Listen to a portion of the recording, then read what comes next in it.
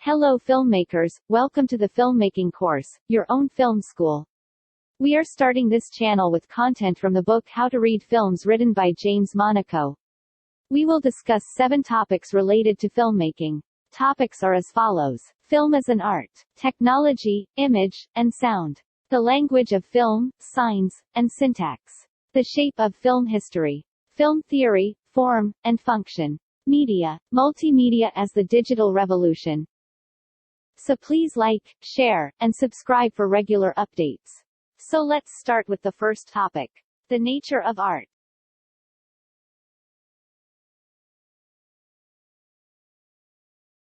If poetry is what you can't translate, as Robert Frost once suggested, then, art, is what you can't define.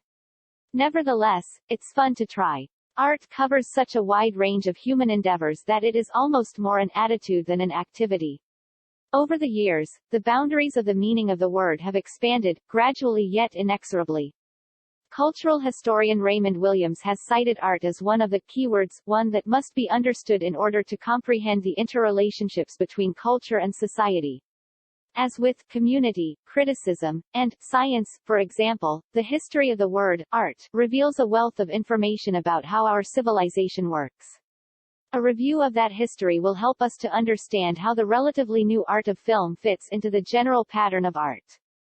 The ancients recognized 7 activities as arts: history, poetry, comedy, tragedy, music, dance, and astronomy. Each was governed by its own muse, each had its own rules and aims, but all 7 were united by a common motivation: they were tools, useful to describe the universe and our place in it. They were methods of understanding the mysteries of existence, and as such, they themselves took on the aura of those mysteries.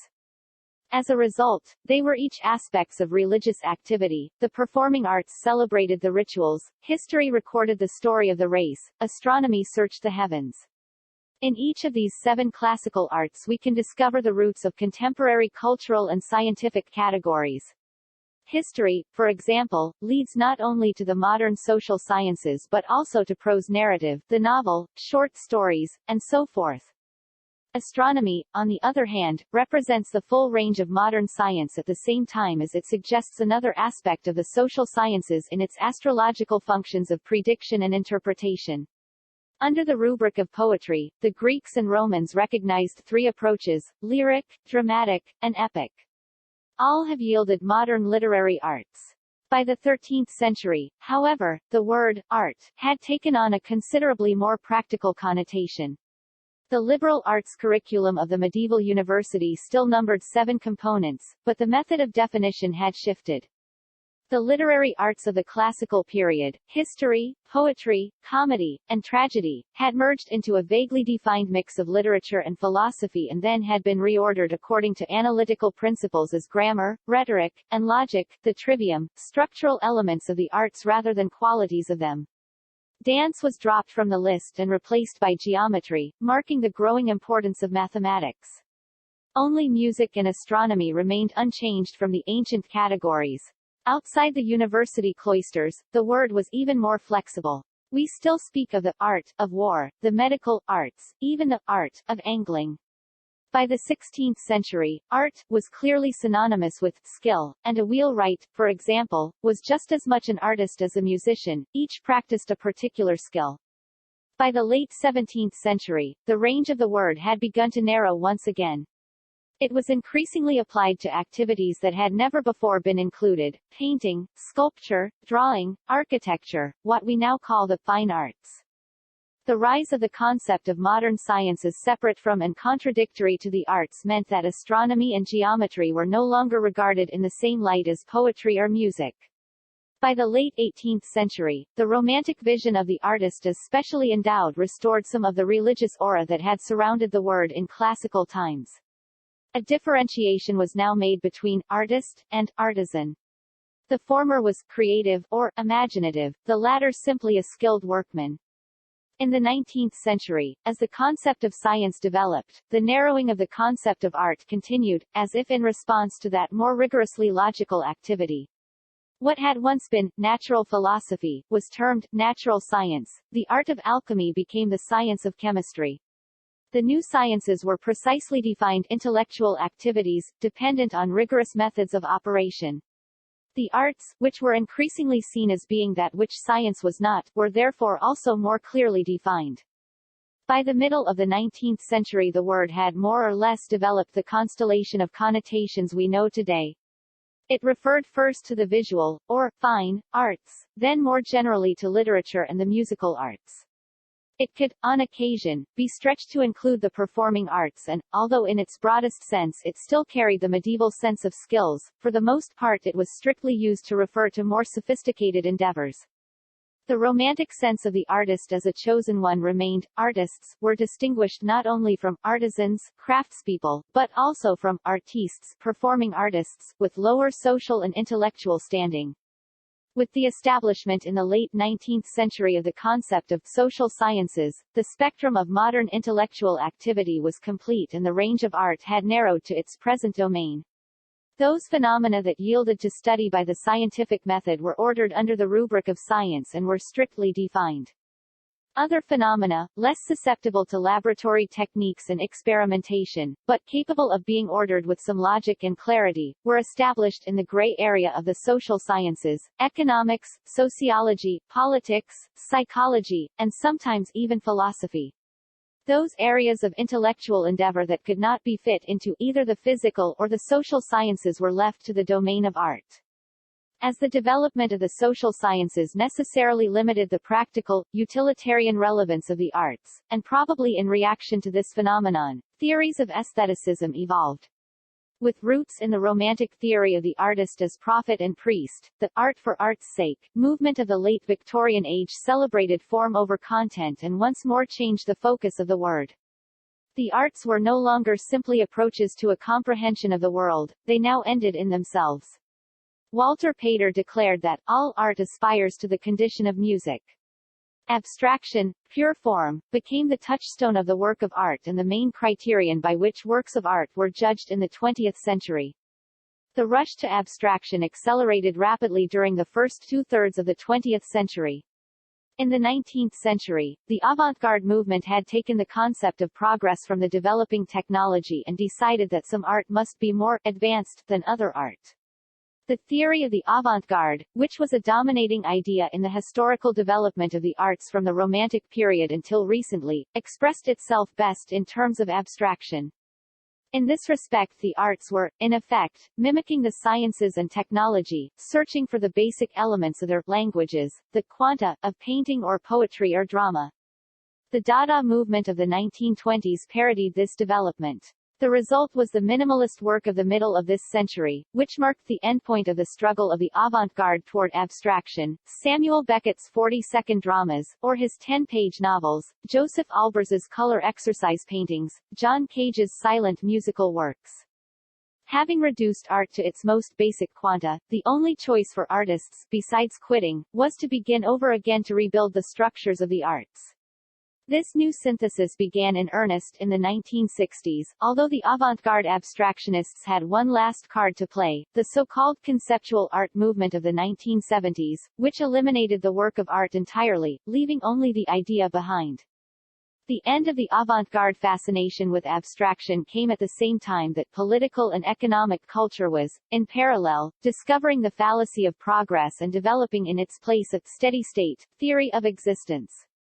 From the vantage point of the turn of the 20th century, we might say that art made the transition quicker and easier than politics and economics. The acceleration of abstraction, while it is certainly the main factor in the historical development of the arts during the 20th century, is not the only one. The force that counters this aestheticism is our continuing sense of the political dimension of the arts, that is, both their roots in the community, and their power to explain the structure of society to us. In Western culture, the power of this relevance, which led the ancients to include history on an equal footing with music, has certainly not dominated, but it does have a long and honorable history parallel with, if subordinate to, the aesthetic impulse toward abstraction. In the 1970s, when the first edition of this book appeared, it seemed safe to assume that as abstraction and reductionism faded away, the political dimension of art, its social nature, would increase in importance. Now, from the perspective of Y2K, it appears that it hasn't, at least not to the degree we expected. Instead, most of the arts, film chief among them, have settled down into a period of commercial calm. There is an evident increase in the political and social quotient of most contemporary arts. You can see it in the increasing prevalence of television docudramas and reality-based programming, the mainstream influence of rap music, and a renewed vigor in independent filmmaking. However, the politics that these arts reflect hasn't progressed much beyond the stage it had reached by 1970. More or less the same issues concern us now as then. Don't kill the messenger, and don't blame the artists. And, while the artists have understood and accepted the passing of the avant-garde, the politicians haven't yet freed themselves from dependence on the left-right dialectic, now equally moribund, upon which that artistic movement depended. So there is more politics in art, it's just poor quality politics. Moreover, the explosion in the technology of the arts since the mid-1970s, a subject we will discuss in some detail in chapters 6 and 7, has overshadowed and often displaced the renewed relevance that we expected. This technology is the third basic factor that has determined the history of the arts during the past 100 years. Originally, the only way to produce art was in real time. The singer sang the song, the storyteller told the tale, the actors acted the drama. The development in the prehistory of drawing and, through pictographs, of writing represented a quantum jump in systems of communication. Images could be stored, stories could be preserved, later to be recalled exactly. For 7,000 years the history of the arts was, essentially, the history of these two representative media, the pictorial and the literary. The development of recording media, different from representative media in kind as well as degree, was as significant historically as the invention of writing 7,000 years earlier. Photography, film, and a sound recording was taken together shifted dramatically our historical perspective. The representational arts made possible the recreation of phenomena, but they required the complex application of the codes and conventions of languages.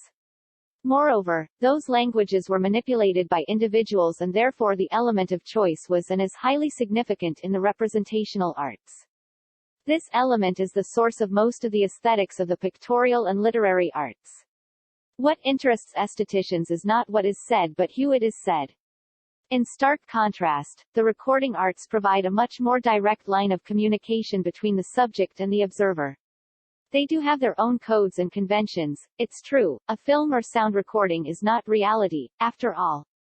But the language of the recording media is both more direct and less ambiguous than either written or pictorial language.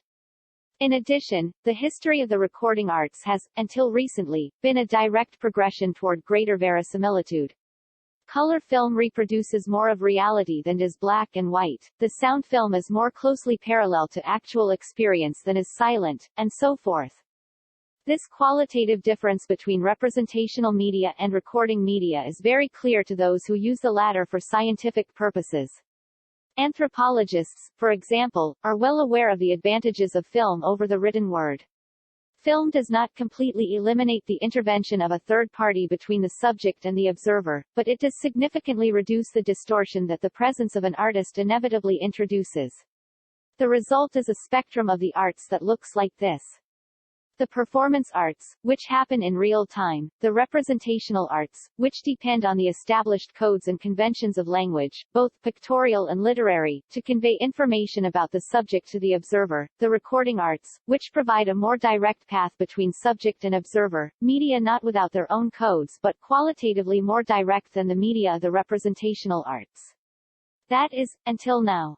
The application of digital technology to film and audio, which began to gather momentum in the late 1980s, points to a new level of discourse, one that is about to revolutionize our attitude toward the recording arts. Simply put, digital techniques like morphing and sampling destroy our faith in the honesty of the images and sounds we see and hear. The verisimilitude is still there, but we can no longer trust our eyes and ears. We'll discuss these remarkable developments in greater detail in Chapter 7.